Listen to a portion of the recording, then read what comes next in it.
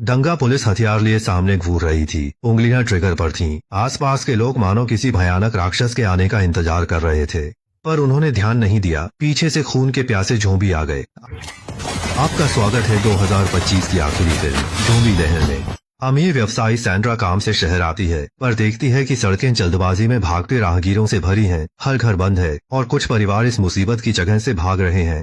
Driver भाई ने कुछ गड़बड़ महसूस की और सैंड्रा को सावधान रहने को कहा, पर सैंड्रा ने ध्यान नहीं दिया। उसे अपने फिल्म क्रू से मिलना था, जो आज एक जरूरी काम था।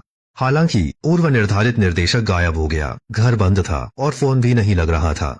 जब सभी सोच रहे थे कि क्या करें, अचानक ज़ॉम्बी आ गए। कुछ संभल पाते इससे पहले ही उन्हें गिरा दिया गया। सैंड्रा हक्का बक्का रह गई। सड़क पर एक छोटा मोटा भाई नाच रहा था, उसका सिर घूम रहा था, लेकिन भागते राहगीरों को देखकर सैंड्रा ने भी यहाँ रुकना ठीक नहीं समझा। जैसे ही वह जाने लगी, ज़ॉम्बी ने कार के टायर का एक बड़ा हिस्सा चबा डाला। सैंड्रा ने ड्राइवर से गाड़ी चलाने को कहा, लेकिन ड्राइवर नहीं माना। उसने कहा, टायर फटने पर स्टील रिम को नुकसान होगा। बस इसी देरी में सैंड्रा की कार को ज़ॉम्बियों ने चारों ओर से घेर लिया। खैर, दोनों आशावादी थे, फिर भी मजाक कर रहे थे। तभी कार के बाहर हंगामा हुआ। सैंड्रा था अंगरक्षक उसे बचाने आया। सैंड्रा आराम से कार से उतरी, पर अंगरक्षक की किस्मत खराब थी। एक पल की हैरानी में ही उसे ज़ॉम्बी के विशाल झुंड ने निगल लिया। सैंड्रा ने आह भरी, रोती हुई औरत को नजरअंदाज किया और एक्सीलेटर दबाकर वहां से भाग निकली। दृश्य शहर के उत्सव चौक पर जाता है, जहां लोगों ने लकड़ियां इकट्ठी करके और कई कागज के पुतले सजाकर एक विशेष समारोह की तैयारी की है। तभी एक कार उत्सव चौक के किनारे रुकी। पता चला कि सैंड्रा की पत्नी बच्चे के साथ मायके लौटी थी। माँ नाराज थी, बड़बड़ा रही थी कि बेटी गलत समय पर लौटी है। अचानक आसमान में बादल गरजे, काले घने बादल छा गए और रोशनी तेजी से कम हो गई। तभी टीवी पर खबर आई कि भयानक ज़ॉम्बी वायरस शहरों में फैल गया है और कोई नहीं जानता यह कैसे शुरू हुआ। सरकार ने लोगों से घर में रहने का आग्रह किया, क्योंकि वायरस तेजी से फैल रहा था। एंकर लगातार खबरें दे रही थी, पर उसे नहीं पता था कि ज़ॉम्बी स्टूडियो में आ चुके थे। सास ने बेटी और बाकियों को ठहरा कर इशारा किया, अनुष्ठान रुकना नहीं चाहिए। जैसे ही बीच में आग भड़की, ज़ॉम्बी कब्रों से बाहर निकल आए, मानो किसी ने उन्हें बुलाया हो। तभी सैंड्रा ड्राइवर के साथ समारोह स्थल पर आई, जिससे पत्नी बहुत खुश हुई। सास के चेहरे पर नाखुशी थी। उसने सैंड्रा को गड़बड़ न करने की चेतावनी दी। यह अनुष्ठान 6 दिनों से चल रहा था, आज रात के बाद ही खत्म होगा। सैंड्रा हैरान थी। वो पत्नी से मिलने आई थी, सास से पैर रखने की जरूरत नहीं थी। बाहर इतने ज़ॉम्बीज हैं, तो क्या सबको छिपने की जगह नहीं ढूंढनी चाहिए? मगर सास ने बेटी को तसल्ली देते हुए कहा कि जगह सुरक्षित है, कुछ नहीं होगा। यह कहकर उसने दवा निकाली। उसने सभी को शरीर पर इसे लगाने का संकेत दिया, ताकि ज़ॉम्बी हमला न करे। सैंड्रा कहने को न, लेकिन दिल से हाँ कर रही थी। पूरी औषधि लगाने के बाद वह चौक के बाहर भागी, लेकिन ज़ॉम्बी ने हमला नहीं किया। सैंड्रा बचपन से ही एक धनी व्यापारी और बड़ी महत्वाकांक्षा वाली थी। इस अवसर का लाभ उठाते हुए उसने ज़ॉम्बी समूह के सामने भाषण दिया, यह आशा करते हुए कि वे अपनी शत्रुता समाप्त कर देंगे और नरभक्षण के बारे में सोचना बंद कर देंगे। लेकिन ज़ॉम्बी अपनी जगह से टस से मस नहीं हुए। सैंड्रा शर्मिंदा होकर ड्राइवर संग वहां से निकल गई। अनुष्ठान चौक लौटकर सैंड्रा ने असफल पैरवी के बारे में बताया और एक सुरक्षित जगह ढूंढने का सुझाव दिया। लेकिन उसकी सास ने जोर देकर कहा कि सब यहीं रहेंगे, अगर ज़ॉम्बी आ भी गए तो डरने की कोई बात नहीं है। सैंड्रा तुरंत मंच पर गई और व्यक्तिगत अनुभव से सबको आगाह किया, ज़ॉम्बी खबरों से भी ज्यादा भयानक हैं। ज़ॉम्बी के काटने से कोई भी ज़ॉम्बी में बदल जाएगा, पर यहाँ ज्यादातर लोग दिन भर सास संग चौक पर थे। उन्हें लगा कि ज़ॉम्बी उन्हें नहीं काटेंगे।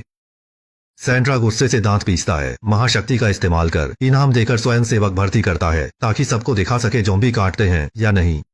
उसकी सास भी बोली, उन्हें लगा ज़ॉम्बी खा नहीं रहे, बस अपने जैसों को जमा कर बदल रहे हैं। सैंड्रा ने इस जिद्दी बुजुर्ग से और बहस नहीं की, सबको बंद इमारत में छिपने को कहा। अगर ज़ॉम्बी स्वयं सेवकों पर हमला न करे तो बाद में बाहर आना ठीक रहेगा। तभी गलियारे से ज़ॉम्बियों की भीड़ धीरे धीरे आ रही थी। उसने स्वयं सेवकों को आगे आने का इशारा किया। वे खड़े भी नहीं हो पाए थे कि ज़ॉम्बियों ने उन्हें खून से लथपथ कर दिया। बाकी सब दंग रह गए। उन्हें अब किसी विश्वास की परवाह नहीं थी। घबराकर वे गहरी इमारत में लौट गए। मोटे कांच के दरवाजे से सैंड्रा ज़ॉम्बी की हर हरकत देख रहा था। वे आत्मा विहीन जंगली जानवर थे, जो सहज प्रवृत्ति से शिकार ढूंढ रहे थे। इस बार सास ने भी विरोध नहीं किया। उसने सबको बताया कि बाहर ज़ॉम्बी बढ़ रहे हैं और जल्द ही घेर लेंगे। सैंड्रा ने ड्राइवर को देखा, मदद बुलाने की पुष्टि की।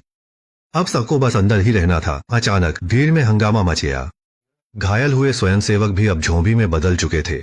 सैंड्रा के लिए यह नई बात न थी, पर एक औरत पीछे रोने लगी। मैं गलत थी डैड। असल में वह मृत अंगरक्षक की बेटी थी, जिसने ज़ॉम्बी द्वारा अपने पिता को मरते देखा। सब उसे चुप रहने को डांट रहे थे। तभी बाहर से एक बूढ़ा आया। सैंड्रा ने तुरंत दरवाजा खोल दिया। आने वाला उसका पिता था, जो चर्च का पादरी भी था। पहले आदरी कब्रिस्तान से गुजरे, जहां बदमाशों ने उनका पीछा किया। उसकी अंतरात्मा ने बताया कि यह ज़ॉम्बी आपदा कुछ अलग है। गोली का इलाज करके सैंड्रा अपने पिता को तहखाने में ले गई। उन्हें पता ही नहीं चला कि बचाव दल आ चुका था। वे भूमिगत पार्किंग से निकलना चाहते थे, पर ज़ॉम्बियों ने रास्ता रोक दिया था। अब उन्हें दूसरा रास्ता खोजना होगा। अचानक सामने लिफ्ट से आवाज आई। सभी पुलिसकर्मी तुरंत सतर्क हो गए और माहौल तनावपूर्ण हो गया। सबकी आंखें फटी रह गईं। जैसे ही लिफ्ट का दरवाजा खुला, ऊपर से एक काली परछाई नीचे आ गिरी। सभी पुलिस वालों ने एक साथ गोलियां दागनी शुरू कर दी। अचानक उस काली परछाई से एक छोटे कद के आदमी की आवाज आई। सैंड्रा उसे पहचान लेती है। वो उसके पिता का दोस्त और सहकर्मी था। SWAT कप्तान ने चेतावनी दी कि गोलीबारी में लिफ्ट खराब हो गई है, ज़ॉम्बी पास आ रहे हैं, अब करो या मरो की स्थिति है। बॉडीगार्ड की बेटी फिर से चीखने लगती है तो सब उसे चुप रहने को कहते हैं। स्थिति पहले से ही खराब है। कोई कप्तान से फालतू बंदूकों के बारे में पूछता है ताकि नागरिक भी मदद कर सकें। कप्तान सिर हिलाकर हथियार बांटने का इशारा करता है। ज़ॉम्बी करीब आते देख सब लड़ने को तैयार हो जाते हैं। सैंड्रा की सास आगे आकर कहती है कि उसने एक प्राचीन ग्रंथ में इन ज़ॉम्बी के बारे में पढ़ा है।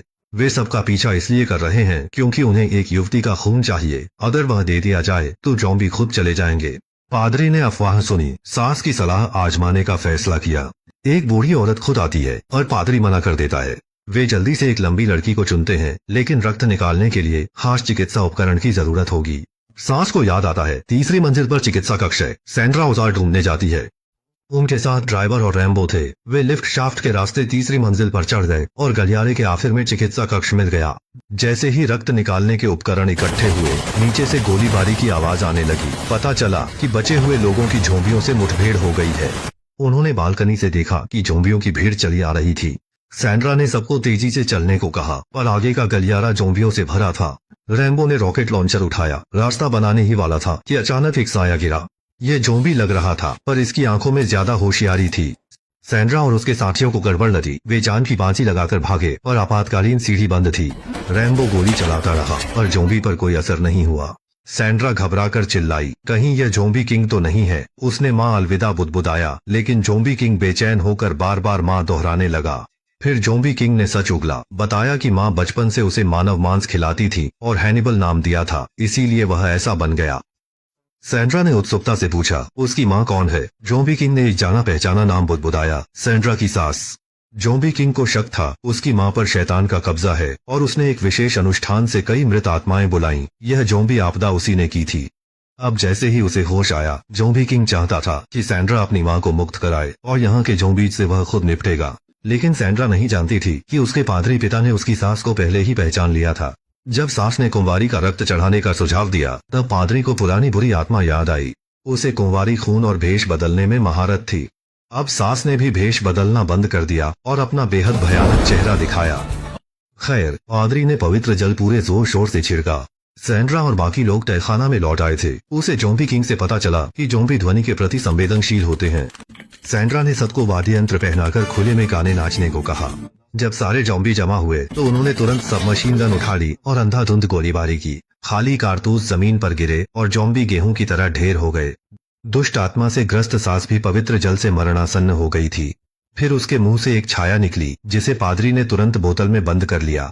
यह छोटा जीव ही कहानियों का राक्षस था। गैराज में सैंड्रा वन्यों ने सारे ज़ॉम्बी खत्म किए। इन लोगों ने अनजाने में ही सही एक ज़ॉम्बी प्रलय को अनायास ही सुलझा दिया। यह थी ज़ॉम्बी उन्माद की पूरी कहानी। यह फिल्म बिल्कुल तर्कहीन है। शायद ही कोई इसे शुरू से अंत तक देख पाए। अजय ने आपके लिए पहले ही यह मुसीबत मोल ले ली है। ठीक है, आज के लिए बस इतना ही। पसंद आए तो जुड़े रहें, अगली बार मिलेंगे।